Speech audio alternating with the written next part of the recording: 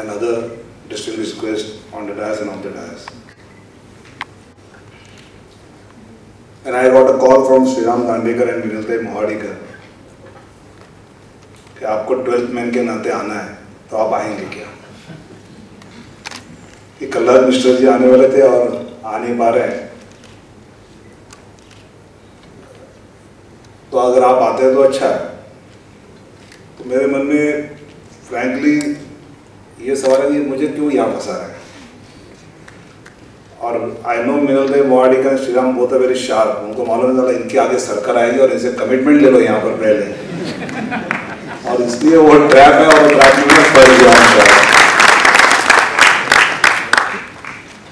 But frankly I just was talking to mister Uday Kumar ji कि I am really surprised कि this is an opportunity. State government के Dushyant Gagrani is a nice guy, nice bureaucrat, but leave aside bureaucrats, why not Prabhu साहेब कोणीतरी मंत्री यायला पाहिजे होतं। मतलब have they left all hopes, कुछ करना है तो जाके करेंगे यहाँ पर। But frankly, leave aside politics, such type of forums give you the ground level feedback on which the political system has to work out, work hard. और ये नहीं करते हैं तो we are not fit to be in the political system. और इसलिए I took this as an opportunity कि let's go have a interaction with people who really generate lot number of jobs, which is the need of our state. Because in the last session while I was talking in the council, I put forward some figures. Practically in last 10 to 12 years, we have lost 1 crore of jobs only because of the corruption and policy paralysis. And I mentioned it sector-wise, department-wise. और ये अगर political system के corruption और policy paralysis के कारण if we are doing this type of work which people never expect, तो at least go and talk to the people what they expect from us. और इसलिए मुझे लगता है कि why Modi ji is been appreciated or Modi government has been appreciated, the simple things. In last some days when I met number of ministers, one of my colleague Piyush Goyal से मेरी बात हो रही थी, और उसने कहा, मैंने उसका या पीयूष क्या चल रहा है आजकल आपका एज ए मिनिस्टर, क्या लग रहा है, इतना पावरफुल मिनिस्ट्री मोदी साहब ने दी है। बोले मैं जस्ट फाइल पढ़ते जा रहा हूँ, और फाइल पढ़ रहा हूँ तो इतनी छोटी छोटी चीज़ें ध्यान में आ रही कि अरे इसके लिए तो कोई मंत्री की भी जरूरत नहीं है। बोले क्या हुआ? तो गुजरात गवर्नमेंट ने 4.5 साल पहले एक लेटर लिखा था सेंट्रल गवर्नमेंट के कोल मिनिस्ट्री और पावर मिनिस्ट्री कि भाई हम उड़ीसा से कोल इंडिया का कोल गुजरात गवर्नमेंट को टेंडर मिला है हमारे पावर प्रोजेक्ट के लिए, तो हम वहाँ से कोल यहाँ लेके आते हैं, और उड़ीसा के पावर प्रोजेक्ट को उनको कोल जो चाहिए वो इंपोर्ट करते हैं और वो अडानी के पोर्ट पे आता है।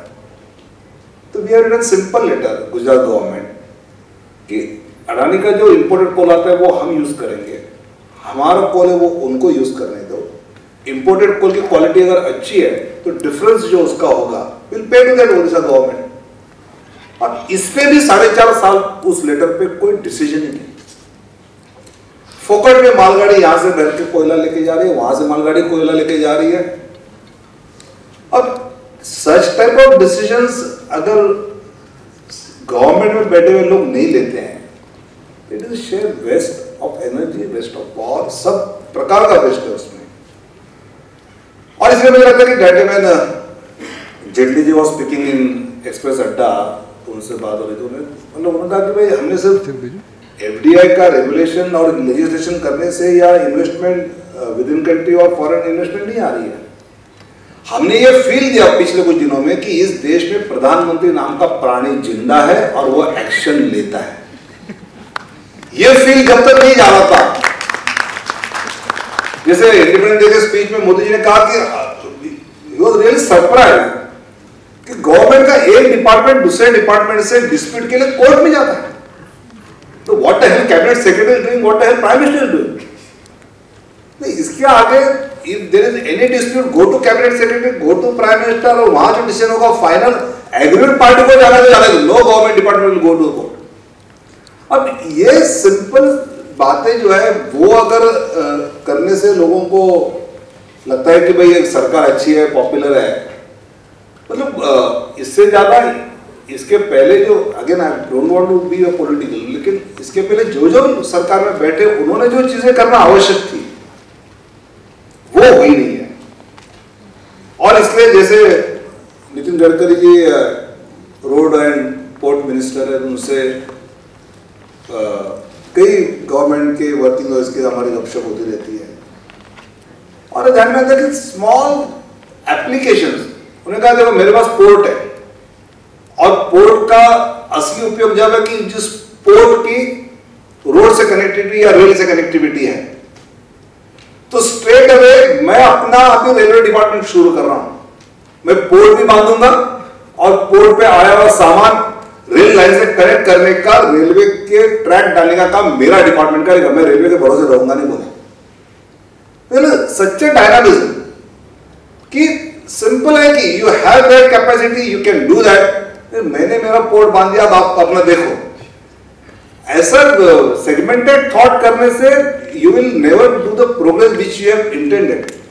तो इसलिए पोर्ट पे जो कार्गो आया वो कार्गो यहां से सीधे रेलवे ट्रैक तक पहुंचाने का काम भी मैं करूंगा, तब मेरा काम पूरा हो जाएगा। इस मानसिकता में when people think such an integrated way, I think we can achieve all types of ratio, GDP का हो या बाकी कुछ हो, तो we can easily compete and we can compete also the targets. और इसलिए जब when Modi ji was before election talking much big things, हमको तो डर लगा था यार इतने सब बोल रहे हैं, ये करना तो कितना मुश्किल हो जाएगा। मतलब when he was talking about focus on 5T, जिसमें ट्रेडिशन, टैलेंट, टूरिज्म, ट्रेड और टेक्नोलॉजी की बात उन्होंने कही, या फिर बाद में उन्होंने जब कहा कि स्केल, स्पीड और स्केल 3S की बात कही, या फिर 3D की बात जो उन्होंने कही कि डेमोक्रेसी, डेमोग्राफी एंड डिमांड, इस पर लेके हम सब चलेंगे। एंड व्हेन फर्स्ट बजट के बाद जब हम when Modi ji was in Mumbai and उनसे बातचीत, और मैंने उनसे बात की, बोला जो जो मैंने बात चुनाव के पहले की है वो हर साल आप देखते जाओगे कुछ ना कुछ उसमें मैं पूरा करा। जब उन्होंने पहले बजट जो पेश किया जेटली जी ने, उसमें ये जो सब कमिटमेंट्स थी उसकी कहीं ना कहीं शुरुआत हुई हम देखने लगे। और इसलिए when I think of the state role in this, तो मुझे लगता है कि आप में से काफी सारे महाराष्ट्र के, तो आपको वो आषाढ़ी की वारी चलती है, लोग पैदल जाते हैं देव आळंदी से पंढरपुर, और कई लोगों को उस आषाढ़ी एकादशी के दिन पंढरपुर में जाके विठ्ठल भगवान का दर्शन करना होता है। तो वारकरी संप्रदाय में एक ये मानना है कि अगर मैं खुद पंढरपुर में विठ्ठल के दर्शन के लिए ना जा पाऊं, तो कम से कम जो वो वारी चलती है, पैदल चलने वाले लोग जो आते हैं वारकरी, वो जब मेरे गांव से गुजरेंगे, मेरे गांव के सड़क से गुजरेंगे, तो वो सड़क में साफ सुथरा रखूंगा, उनकी अच्छी व्यवस्था करूंगा, उनके पांव को कांच ना लगे, पत्थर ना लगे, उनकी रहना कहना का ठीक मैं व्यवस्था करूंगा, ताकि मुझे वो विठ्ठल के दर्शन का पुण्य मिलेगा। मुझे लगता है कि मोदी सरकार जो कर रहे हैं उससे अगर इंडस्ट्री, स्मॉल इंडस्ट्री को लाभ होना है, what is the role of state? कम से कम उसमें आप रुकावटें मत डालो, रास्ते में जो पत्थर कांच है वो कम से कम निकालने का काम करो। And I think that is my responsibility as a state person in the political system. ये हम करते हैं तो अपने आप सेंट्रल गवर्नमेंट की ये सब स्कीम से जो बेनिफिट होना है वो बेनिफिट लेने में मेरे महाराष्ट्र के small scale industries will be on the forefront.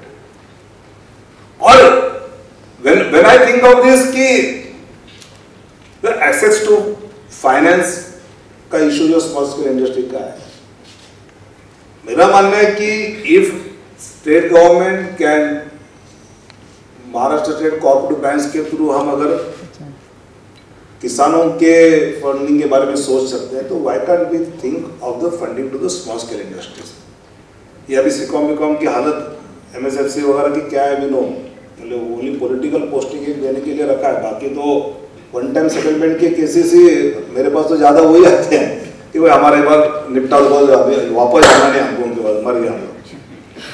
But we need to revive कि बदलते इकोनॉमिक कंडीशन में हाउ कैन वी रिवाइव, इसके बारे में सोचना होगा। और स्पेशली मुझे लगता है कि can state to support such type of entrepreneurs, एक बड़ा फंड, एक स्पेशल पर्पस व्हीकल करते हुए हम इस प्रकार, जिस प्रकार गेट्स ओपन किए सेंट्रल गवर्नमेंट ने, तो डिफेंस के हो या रेलवेज के हो या बाकी जो होंगे एक्सपोर्ट्स के बारे में, how we can grab that opportunity. और हमारे महाराष्ट्र के, हमारे स्टेट के स्मॉल स्केल इंडस्ट्रियलिस्ट जो है, एंटरप्रेन्योर जो है, वो इस प्रकार के सभी आने वाली बातों को how can they grab it. और ये ध्यान में लेते हुए मुझे लगता है कि for example immediately we need to start, जो स्किल डेवलपमेंट की बात मोदी जी ने कही है, छोड़ो, हमारे स्टेट ने अगर इस प्रकार डिफेंस के विषय को लेकर अभी खुलना है तो वो स्किल अवगत करने वाले ट्रेनिंग इंस्टीट्यूट ITI में इमीडिएटली शुरू करनी चाहिए, ताकि इस इंडस्ट्रियलिस्ट को इस प्रकार के स्किल्ड वर्कर्स मिलेंगे। लेकिन if you don't think of that, when I से आई गो बैक टू ये IPSCL जब आया रायगढ़ में, Indian petrochemicals, and that time I was a college student, मुझे बार बार लगा था कि यहाँ आने वाले सब वर्कर्स, यहाँ आने वाले सब इंजीनियर्स, टेक्नोक्रेट्स, ये महाराष्ट्र के कहाँ हैं? क्योंकि तब तक महाराष्ट्र में UTCT छोड़कर केमिकल टेक्नोलॉजी का कोई कोर्स, कोई कॉलेज में था ही नहीं, एंड UTCT वो admitting hardly 110 students per year, और वो उसमें से तो 90% वाज गोइंग अब्रॉड। तो when we have such a big factory, big industry in our state, और उस इंडस्ट्री को इस प्रकार के आगे चलकर वर्कर से लेकर टेक्नोक्रेट्स, इंजीनियर लगने वाले हैं, तो उसकी व्यवस्था अपने स्टेट से हो। और उसलिए रायगढ़ में हम उस प्रकार के आसपास कोर्सेज चालू करके we need to supply such type of skilled employees या ह्यूमन रिसोर्स वहां पर, तो उसके बारे में सोचा नहीं। और इसलिए अगर आने वाले 10 साल में स्मॉल स्केल इंडस्ट्रीज को इस प्रकार बढ़ावा दिया जाने वाला है, तो उसमें कौन सा स्किल जरूरत है और उस स्किल पर हम क्या कर सकते हैं। और मुझे लगता है कि ये साथ साथ सोचते हुए टैक्सेशन जो स्मॉल स्केल के बारे में है, बेसिकली आई फील जैसे as a state government roads है या पावर है, मतलब रियली इट इज सुनने के लिए बहुत खराब लगता है कि पूरे देश में सबसे महंगी पावर हमारे महाराष्ट्र में है। And when I was talking on power some days before in the legislative council, मैंने कहा कि इस पावर सेक्टर में हमारी बिजली महंगा, इसका कारण उसमें बड़े पैमाने पे हो रहा है वो करप्शन है। और प्रूव किया है कि कोल इंडिया का कोल आप लेते हैं, आप इंपोर्टेड कोल लेते हैं, वो कोल यहाँ पर आता है, उससे इतनी यूनिट पावर जनरेट होनी चाहिए और वो न होते हुए कम हो रही है। इसका कारण लो क्वालिटी का कोल नहीं है, तो बीच में वो कोल कहीं और जाता है और बेचकर वो उसका पैसा बनाया जाता है।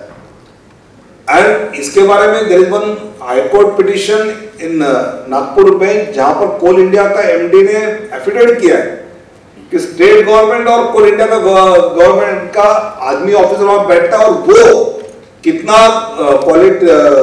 क्या क्वालिटी और क्या क्वांटिटी का जाता है वो दोनों मिलकर सर्टिफाई करते हैं। End of course final and को तो उसका उतना प्रोडक्शन होना ही चाहिए, अगर नहीं होता है तो there is something wrong in between और at the beginning.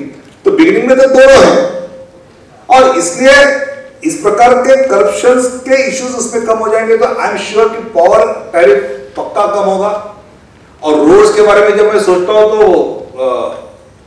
Dedicated freight corridors की जो जरूरत है, मतलब मैं तो मुंबई और कोकण का हूँ और मुझे हर बार साल में कभी कभी जब मैं वो मांग करता हूँ तो अपने आप से शर्माता भी हूँ।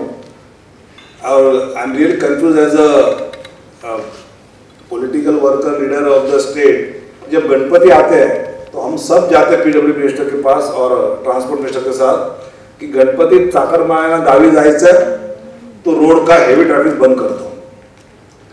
और 7-7, 8-8 दिन हम हेवी ट्रैफिक बंद रखने की मांग करते हैं और सरकार तो मान भी लेती है। और मैं सोचता हूँ 7 दिन अगर प्रोडक्शन हुआ जो कोई माल है वो अगर पोर्ट में नहीं पहुंचता है तो what that industry is going to answer to the इस पार्टी जो एक्सपोर्टर होगा या बाकी कोई होगा। और फिर ये सोचते हुए आई एग्री कि लोगों ने गणपति को पहुंचना चाहिए, समय पे पहुंचना चाहिए, उस प्रकार के रोड्स नहीं है और इसलिए इस प्रकार की डिमांड करनी पड़ती है, but can we come out with some permanent solutions इसके बारे में, और वो क्या हो सकते हैं। और वैसे जैसे power road is the infrastructure issue, I think the taxation is also the infrastructure of the industry, ऐसा मैं मानता हूं। एक तो नंबर 1 एलबीटी कैंसल यानी कैंसर, सवाल ही नहीं आता। मतलब when Jayant Patil as a finance minister introduce VAT, at that time उसका भाषण था और पूछकर गडकरी साहब was that time leader of opposition in council, हम सब ने उत्तर पूछा इसका मतलब ऑक्ट्रा एबॉलिश, बोले हाँ एबॉलिश, कुछ नहीं होगा, नहीं और सब वैट में आ गया। तो वैट तो आ गया और सभी आ गया, मतलब कुछ कम तो हुआ ही नहीं। होपफुली अभी सेंट्रल गवर्नमेंट जीएसटी कर रहे हैं, वो अगर वो होता है तो फिर इश्यू अपने आप खत्म होता है, otherwise we coming for we are going to abolish LBT, ये पक्का है। एंड नॉट ओनली एलबीटी, मुझे लगता है कि बाकी भी टैक्सेशन में जो सिंप्लीफिकेशन की जरूरत है, और वो सिंप्लीफिकेशन अगर हम कर सकते हैं तो I think industries can perform much more better. One more thing as a challenge, I think we should think on it as an entrepreneur as well as the political system, कि enhancing the role of SMEs in public-private partnership।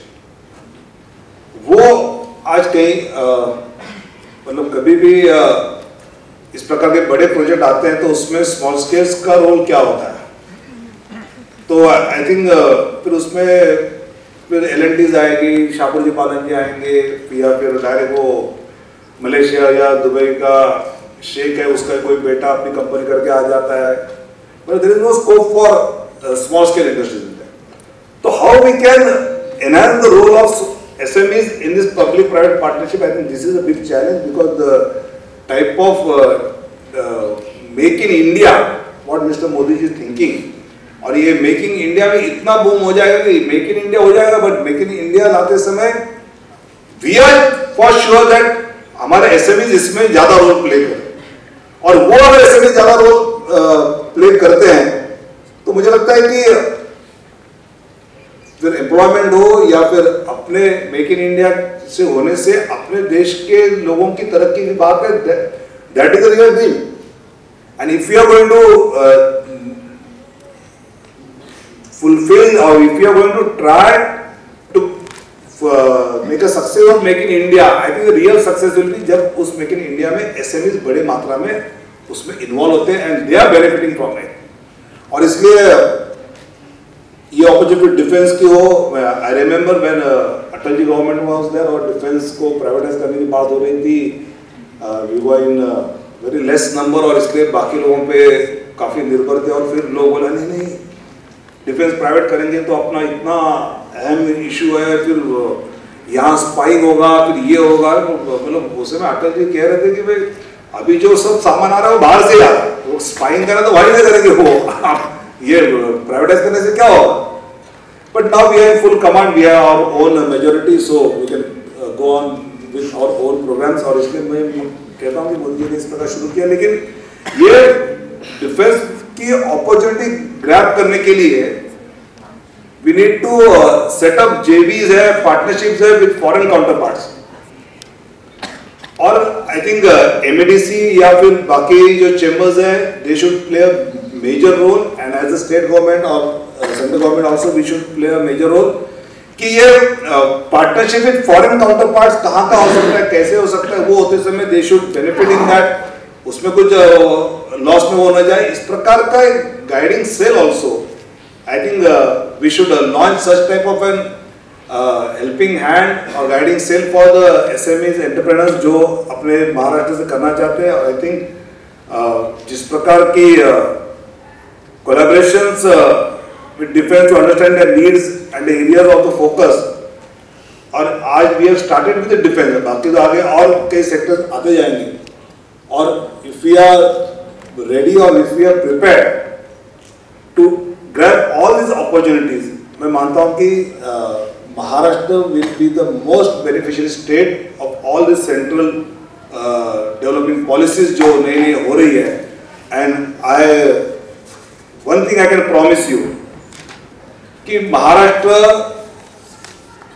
में दो बातों का minimum हम करते हैं तो industries and entrepreneurs will be happy. One, zero tolerance on corruption, and we have cleared to all our ticket जिनको देने वाले हैं या बाद में जो बनेंगे या हमारे पार्टनर्स हैं, सरकार गई तो भी चलेगा, लेकिन zero tolerance on corruption will be the prime issue of Bharatiya Janata party. ये तो हमारे मन में है.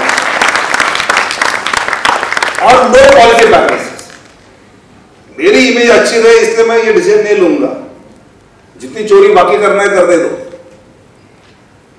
फटाफट डिसीजन लेने चाहिए. देखो, I know that people are well matured. They can easily differentiate between the bona fide mistakes and mala fide mistakes. अगर काम करने में मेरी कोई बोनाफाइड मिस्टेक हुई है तो पीपल फॉरगिव यू. अगर आप जानबूझकर भी मालाफाइड मिस्टेक्स करते हैं तो they are going to punish you. और इसलिए कुछ मिस्टेक ना हो इसलिए मैं डिसीजन ही नहीं लूं. I think this is foolishness. Then there are number of fields for you go that don't be in the politics and the political system head. ये बात पक्की. और इसलिए करप्शन एंड पॉलिसी पैरालिसिस पर मुझे लगता है कि we will emphasize, not only emphasize, that will be a prime issue कि भाई ये दो बातें तो हम पब्लिक को पक्का देंगे. और इसलिए आने वाले दिनों में जरूर we would see that industries and especially the SMEs, entrepreneurs and political system will work together. और एक बात पक्की है कि MIDC कॉर्पोरेशन की मीटिंग में जो डिसीजन होता है that will be final. No file will come to मंत्रालय for the final letter. क्योंकि इसके बीच में जो कुछ फाइनेंशियल लेन देन की बात चलती है, and I have quoted number of incidents from Ford to small industries कि कॉर्पोरेशन ने सैंक्शन किया, लेकिन वहां पर जाने के बाद जब दादा से बात नहीं हो रही है तब तक बात आगे चलती नहीं. And it is shame. मतलब leave aside political criticism, it is shame. जितना आप पॉलिटिक्स से दूर जाकर ऑटोनॉमी इस सब सेक्टर को देते जाओगे उतना I think we only have to play the role of the facilitator. How the industry, how the business can grow. हम उसमें दिक्कतें डाले जाएंगे तो इस प्रकार की मतलब जो बातें करनी चाहिए, दिल्ली मुंबई कॉरिडोर की बात थी, we are not able to do anything. फिर स्किल इंडिया प्रोग्राम लॉन्च हुआ है. What we are thinking about it? Have we prepared something? हम उसमें कुछ कर रहे हैं क्या? उसमें कुछ करने वाले हैं क्या? यहां पर अपने पास 720 किलोमीटर का सी शोर है और इसलिए वहां पर 16 न्यू पोर्ट्स की बात कर रहे हैं. तो वो पोर्ट की बात अगर होती है तो उसमें कौन से क्या प्रकार का स्टेट का रोल हो सकता है? Have you played some role? Have you given a thought? Have you appointed at least a committee? कुछ नहीं तो मुझे लगता है कि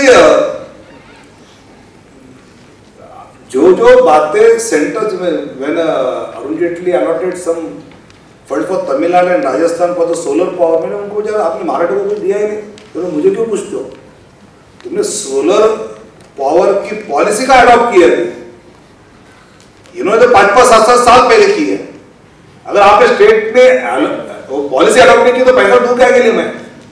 और इसलिए जब ये बात आती है कि जैसे पोर्ट कनेक्टिविटी के लिए 11,000 करोड़ की बात हुई है तो उसमें अपने यहाँ के पोर्ट कनेक्टिविटी के लिए दिघी के लिए तो वहां पर रोड के लिए झगड़ा हुआ और वो अगर हम सॉल्व नहीं कर सकते हैं, if we are not bringing such type of money जो बेसिकली या फिर नेशनल इंडस्ट्री कॉरिडोर का हेडक्वार्टर पुणे में आएगा.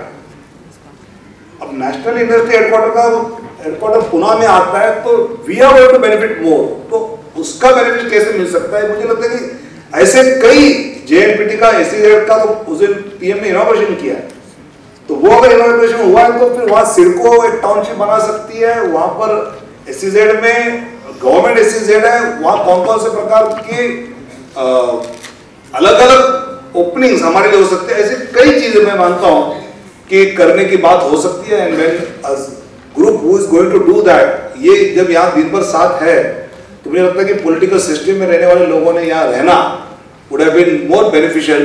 बट डोंट वरी, 7 दिनों के बाद जो आपकी अपेक्षा है वो हम पक्का पूरा करेंगे।